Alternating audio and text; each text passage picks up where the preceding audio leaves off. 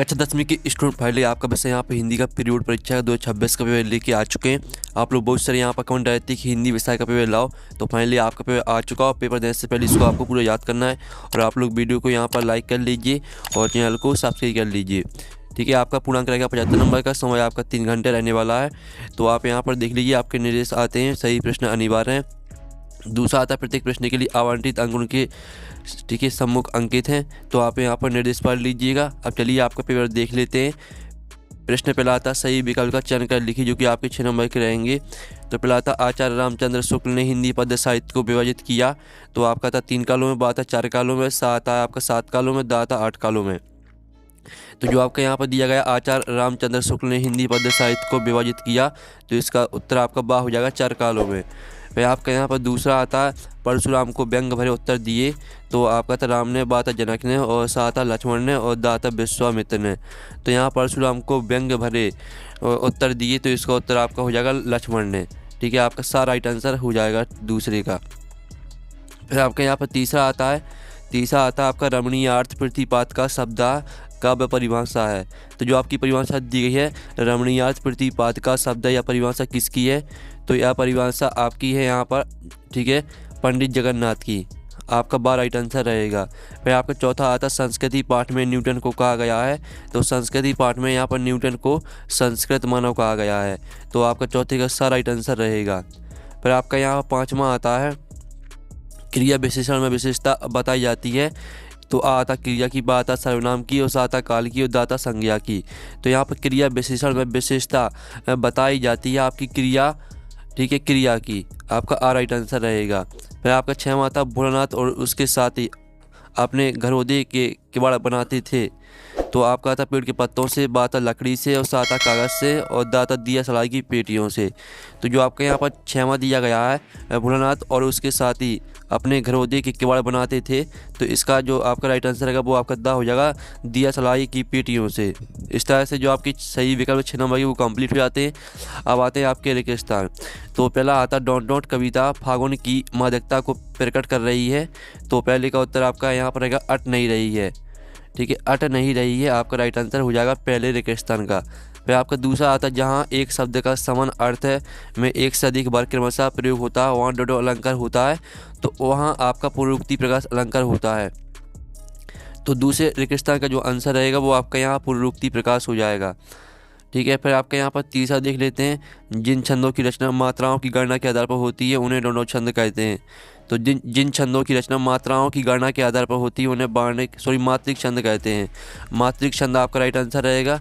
चौथा आपका आता है यहाँ पर शहनाई बजाने के लिए डॉट डॉट का प्रयोग होता है। तो यहाँ पर शहनाई बजाने के लिए आपका रीढ़ का प्रयोग होता है। रीढ़ आपका राइट आंसर रहेगा यहाँ पर चौथे का। फिर 5वां आता है यशोगान संधि का उदाहरण है। तो यहाँ पर यशोगान आपकी विसर्ग संधि का उदाहरण है। ठीक है, विसर्ग आपका रहेगा यहाँ पर 5वें का उत्तर। फिर आपका यहाँ पर देख लेते हैं 6वां। ठीक है, 6वां देख लीजिए। कभी लॉन्ग स्टॉक में डॉट डॉट फिल्म की शूटिंग हुई थी। तो कभी लॉन्ग स्टॉक में आपकी गाइड फिल्म की शूटिंग हुई थी। तो आपका यहाँ पर गाइड हो जाएगा। ठीक है, जो आपके यहाँ पर दिए गाइड आपका रहेगा 6वें का उत्तर। तो इस तरह से जो आपके रेगिस्तान वो भी कंप्लीट हो जाते हैं। अब आते हैं आपके सत्य जो कि 6 नंबर के रहने वाले हैं। तो पहला तो बादशाह और श्रृंगार रस के श्रेष्ठ कवि सूरदास को माना गया है। तो पहला आपका यहाँ पर रहेगा सत्य। ठीक है, पहला आपका यहाँ पर सत्य हो जाएगा। आप यहाँ पर देख लीजिए स्टूडेंट, जो पहला रहेगा वो आपका सत्य रहेगा। दूसरा आता है जहाँ किसी वस्तु के विषय का वर्णन बड़ा चढ़ाकर किया जाए वहाँ अनियुक्ति अलंकार होता है। तो दूसरे में आपका असत्य हो जाएगा। और जो तीसरा आता मन्नू भंडारी अपने भाइयों के साथ गुल्ली डंडा भी खेलती थी। तो तीसरा आपका यहाँ पर सत्य रहेगा। चौथा आता रेखा चित्र को शब्द चित्र भी कहते हैं। तो चौथा आपका सत्य रहेगा। 5वां आता राम बजाया जाता है एक आज्ञावाचक वाक्य है। तो ये आपका असत्य रहेगा। और जो 6वां आता हिरोशिमा भारत में है। तो ये आपका असत्य हो जाएगा। ठीक है, तो पहला आपका सत्य रहेगा, दूसरा आपका असत्य रहेगा, तीसरा रहेगा सत्य, चौथा भी सत्य रहेगा, 5वां असत्य रहेगा, और 6वां भी असत्य। ठीक है, इस तरह से आपके सत्य असत्य हो जाते हैं। अब आते हैं आपके यहाँ पर, ठीक है, सही जोड़ी का मिलान कर लिखी, जो कि आपकी 6 नंबर की रहने वाली हैं। स्तंभ आ और बा में आपकी सही जोड़ी दी गई हैं। पहले आती आधुनिक कबीर। तो आधुनिक कबीर को आपको यहाँ पर मैच कर देना नागार्जुन से। ठीक है। फिर जो आपकी यहाँ पर दूसरी आती है चौपाई, तो चौपाई को आपको मैच कर देना है सममात्रिक छंद से। ठीक है, जो आपकी यहाँ पर चौपाई है इसको सममात्रिक छंद से मैच कर देना है। और तीसरी आती है बालम खीरा, तो बालम खीरा को आपको लखनऊ से मैच कर देना है। और जो आपके यहाँ पर आती है समास के प्रकार, तो समास के प्रकार आपको 6 से मैच कर देना है। और जो आपकी 5वीं आती है सबसे आगे रहने वाला, तो इसको आपको अग्रणी से मैच कर देना है। और जो आपकी 6वीं आती है ऊंच नीच में कई क्यारी, तो इसको आपको मैच कर देना है जो उपजी सो भाई हमारी। ठीक है, इस तरह से आपकी जो सही जोड़ी है वो कंप्लीट यहाँ पर हो जाती हैं। अब चलिए प्रश्न 5 आता है आपका। ठीक है, निम्नलिखित प्रश्न को उत्तर एक वाक्य में लिखी जो कि 6 नंबर के रहेंगे। तो पहला था कवि निराला का उत्साह गीत किससे संबोधित है, तो इसका आपका रहेगा उत्तर बादल। ठीक है, कवि निराला का उत्साह गीत बादल को संबोधित है। फिर आपके यहाँ पर दूसरा तरस किससे कहते हैं, तो काव्य को पढ़ने सुनने या देखने से जो आनंद प्राप्त होता है उसे रस कहते हैं। ठीक है, हम आपको लिखित उत्तर भी दिखा देंगे, टेंशन नहीं लेना है। तीसरा आता संस्कृति निबंध हमें किससे टकराने की प्रेरणा देता है, तो संस्कृति निबंध हमें अपनी सभ्यता और नए सत्यों से। ठीक है, आपको इसका उत्तर लिखना है अपनी सभ्यता। ठीक है, अपनी सभ्यता और नए सत्यों, नए। ठीक है, आप यहाँ पर देख लीजिए, नए सत्यों से टकराने की प्रेरणा देता है। फिर आपके यहाँ पर आता है वीर रस की कविताओं में कौन सा शब्द गुण होता है, तो वीर रस की कविताओं में होता है आपका ओज गुण। ठीक है, ओज गुण आपका यहाँ पर हो जाएगा उत्तर, ओज गुण। फिर आपका यहाँ पर जो दिया गया है 5वां रहस्यमयी तारों की भरी रात, लेखिका मधु कंकारिया के मन में क्या जगह रही थी, तो 5वें का उत्तर रहेगा आपका सम्मोहन। ठीक है, सम्मोहन जगह रही थी, तो सम्मोहन आपका यहाँ पर राइट आंसर हो जाएगा 5वें का। फिर आपका यहाँ पर 6वां आता है लेखक आगे ने हिरोशिमा कविता कहाँ बैठ कर लिखी थी, तो लेखक आगे ने हिरोशिमा कविता, ठीक है, अब जापान से भारत लौटते समय हवाई जहाज में बैठ कर लिखी थी। ठीक है, हवाई जहाज में बैठ कर लिखी थी, ये आपका उत्तर रहने वाला है। ठीक है, तो हम आपको इसके लिखित उत्तर दिखा देंगे तो आप अच्छी तरह से समझ जाएंगे।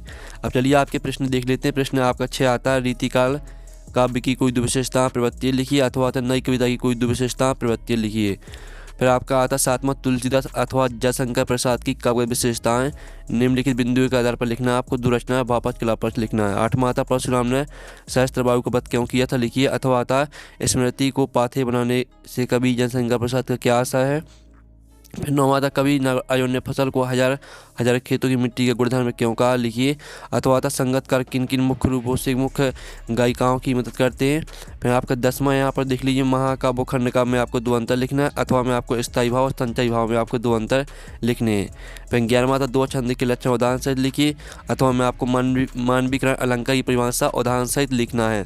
फिर आपका 12वां था आना एक 19 सूत्र के अनुसार गद्य की प्रमुख विधाओं के नाम लिखिए, अथवा था नाटक एकांकी में आपको 2 अंतर लिखना है। ठीक है, हम सभी को उत्तर आपको बताने वाले हैं, पहले आप प्रश्न देख लीजिए फिर हम सभी को उत्तर आपको बताएंगे। 13वां आता रामरक्ष बिनुपुरी अथवा यतेंद्र मिश्र की साहित्यिक विशेषताएं निम्नलिखित बिंदुओं के आधार पर लिखना है, आपको दुरचना भाषा और शैली।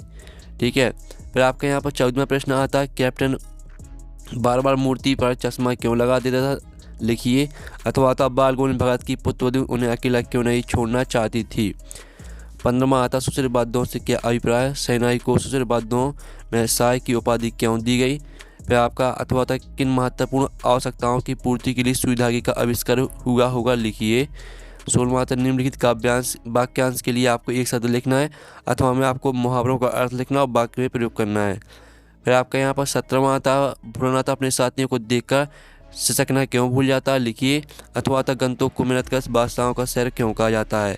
तो चलिए आपकी जो यहाँ पर प्रश्न आपके यहाँ पर 6 से लेकर 17 तक जो 2 नंबर के प्रश्न दिए गए हैं इनके उत्तर देख लेते हैं। तो स्टूडेंट आप यहाँ पर देख लीजिए रीतिकाल की 2 विशेषताएं, संज्ञा रस की प्रधानता और ब्रज भाषा का प्रयोग, इन दोनों विशेषताओं को आपको पूरा याद कर लेना है। फिर नई कविता की आप 2 विशेषताएं देख लीजिए, ये आपकी नई कविता की 2 विशेषताएं कि लघु मनोवाद की प्रतिष्ठा और क्षणवाद का महत्व है। फिर आपके यहाँ पर तुलसीदास और आपको जयशंकर प्रसाद की काव्यगत विशेषताएं लिखनी थी। तो आपकी दुर्रचना देख लीजिए, रामचरितमानस और बिना भावपक्ष कलापक्ष देख लीजिए। और साथ ही जयशंकर प्रसाद की दुर्रचना देख लीजिए, कामायनी लहर, इनका भावपक्ष कलापक्ष देख लीजिए। फिर आप परशुराम ने सहस्त्रबाहु का वध क्यों किया था, तो इसका उत्तर भी आप देख लीजिए। और अथवा में देख लीजिए, स्मृति को पथे बनाने से कवि जयशंकर प्रसाद का क्या आशा है, तो इसका उत्तर आप भी देख लीजिए। फिर नौमाता कवि नागार्जुन ने फसल को हजार हजार खेतों की मिट्टी का गुणधर्म क्यों कहा है, तो इसका उत्तर आप यहाँ पर देख लीजिए। अथवा में आप यहाँ पर देख लीजिए, संगीतकार किन किन मुख्य रूप से मुख्य गायिकाओं में की मदद करते हैं, तो इसका उत्तर आप यहाँ पर देख लीजिए। फिर आप 10वें क्वेश्चन का उत्तर देख लीजिए, महाकाव्य और खंडकाव्य में अंतर है, इसमें जीवन का संपूर्ण चित्रण होता है और सर्गों की संख्या 8 या उससे अधिक होती है। खंडकाव्य देख लीजिए, इसमें जीवन की किसी एक घटना का वर्णन होता है, यह आकार में महाकाव्य से छोटा होता है। फिर आप यहाँ पर स्थायी भाव और संचारी भाव में 2 अंतर देख लीजिए, ठीक है। फिर 11वें प्रश्न का उत्तर द्वा छंद की परिभाषा और उदाहरण, ठीक है। यह एक मात्रिक छंद है, इसके पहले और तीसरे चरण में 13 मात्रा, दूसरे चौथे चरण में 11 मात्रा होती है। उदाहरण भी देख लीजिए। अथवा में आप मानवीय का अलंकार की परिभाषा उदाहरण से देख लीजिए, ठीक है। फिर आपके यहाँ पर दिया 12वें प्रश्न का उत्तर, तो 12वें प्रश्न का उत्तर देख लीजिए और अथवा का उत्तर देख लीजिए, नाटक एकांकी में अंतर। फिर आपका 13वें प्रश्न का उत्तर देख लीजिए, जिसमें आपको राम रच्य विनुपुरी अथवा यतेंद्र विश्व की आपको साहित्यिक विशेषताएं लिखनी थी। तो राम रच्य विनुपुरी की दुर्रचना हो जाएंगी माटी की मूर्तें, गेहूं और गुलाब, इनकी भाषा शैली देख लीजिए। यतेंद्र विश्व की आपकी रचना रहेंगी एदा कदा, अयोध्या तथा अन्य कविता, और इनकी भाषा शैली देख लीजिए। फिर 14वें प्रश्न का उत्तर देख लीजिए और ये आपका 14वीं का अथवा का उत्तर यहाँ पर देख लीजिए, बाल गोविंद भगत की पुत्र उन्हें अकेला क्यों नहीं छोड़ना चाहती थी। 15वें प्रश्न का उत्तर देख लीजिए, ठीक है। 15वें के अथवा का उत्तर देख लीजिए आपका। फिर आपका जो 16वें क्वेश्चन में आपका दिया था वाक्यांश, जिसके लिए आपको एक शब्द लिखना था। पूरब की ओर बहने वाली हवा को पूर्वाई कहते हैं और जिसे बांटा ना जा सके उसे अविभाज्य कहते हैं।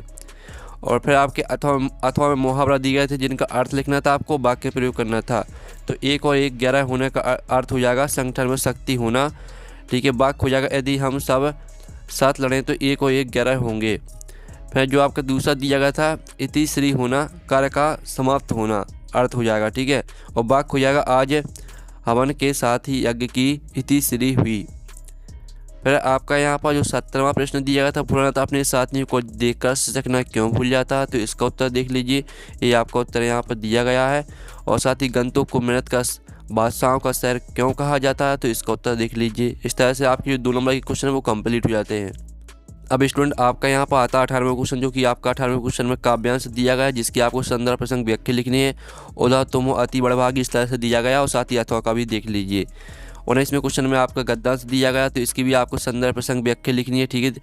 आप इससे देख सकते हैं, हाथ उठाकर नाली लगाती, इस तरह से आपका दिया गया। तो पूरा आपको दोनों को अच्छी तरह से पढ़ लेना है, ठीक है। स्क्रीनशॉट ले लीजिए। फिर आपका 20वें क्वेश्चन में आपको हाथ घड़ी का एक आकर्षक विज्ञापन तैयार करना है। अथवा में आपको वार्षिक परीक्षा की तैयारी के संबंध में 2 मित्रों के मध्य संवाद लिखना है। 21वें क्वेश्चन में आपका काव्यांश दिया गया है, जिसके आपके 3 प्रश्न दिए गए हैं, तो तीनों प्रश्न के उत्तर आपको देने हैं। और अथवा में आपका दिया गया गद्यांश, तो इसके भी आपके 3 प्रश्न दिए गए, तीनों प्रश्न के उत्तर आपको इसी गद्यांश से मिल जाएंगे, लेकिन हम आपको उत्तर बता देंगे, टेंशन आपको नहीं लेना है। 22वां प्रश्न देख लीजिए, अपने जिले के जिलाधीश को ध्वनि विस्तार के यंत्रों पर प्रतिबंध लगाने हेतु आवेदन पत्र लिखना है। अथवा में आपको हाई स्कूल परीक्षा में प्रारंभिक सूची में प्रथम स्थान प्राप्त करने पर अपने मित्र को एक बधाई पत्र लिखना है। 23वें प्रश्न में आपको एक निबंध लिखना है किसी एक विषय पर। तो चलिए आपके यहाँ प्रश्न है, ठीक है, 18 से लेकर 23 तक के उत्तर हम देख लेते हैं। तो आप यहाँ पर देख लीजिए, ये आपका यहाँ पर जिसमें आपको 18वें प्रश्न में काव्यांश की संदर्भ प्रसंग व्याख्या लिखनी थी, तो ये आपके यहाँ पर संदर्भ प्रसंग व्याख्या। और साथ ही अथवा वाले का उत्तर भी देख लीजिए, इसकी भी संदर्भ प्रसंग व्याख्या, ठीक है। 19वें क्वेश्चन में आपको गद्यांश की संदर्भ प्रसंग व्याख्या लिखनी थी, तो ये आपकी गद्यांश की संदर्भ प्रसंग व्याख्या दी गई है। और अथवा वाले का उत्तर भी देख लीजिए, संदर्भ प्रसंग व्याख्या, ठीक है। फिर आपको 20वें प्रश्न में आपको विज्ञापन तैयार करना था, हाथ घड़ी का विज्ञापन तैयार करना था, तो ये आपका हाथ घड़ी का विज्ञापन दिया गया है।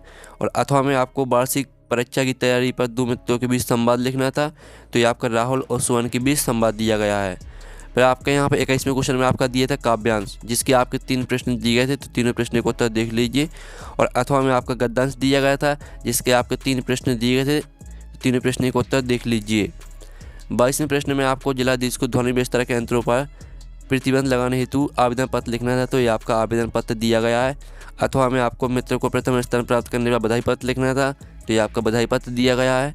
और 23वें प्रश्न में आपको निबंध लिखना था तो ये आपका विद्यार्थी जीवन में अनुशासन, ठीक है, आपका निबंध दिया गया है। इस तरह से आपका पेपर कंप्लीट हो जाता है। इस वीडियो को अपने दोस्तों को शेयर कर दीजिएगा।